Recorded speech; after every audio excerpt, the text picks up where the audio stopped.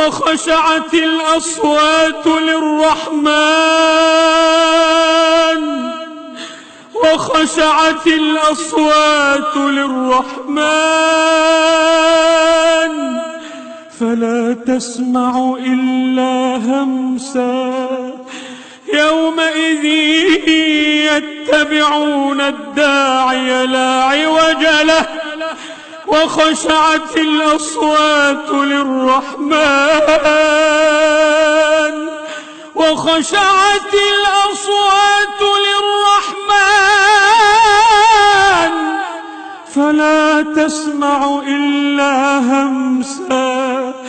يومئذ لا تنفع الشفاعة إلا من أذن له الرحمن.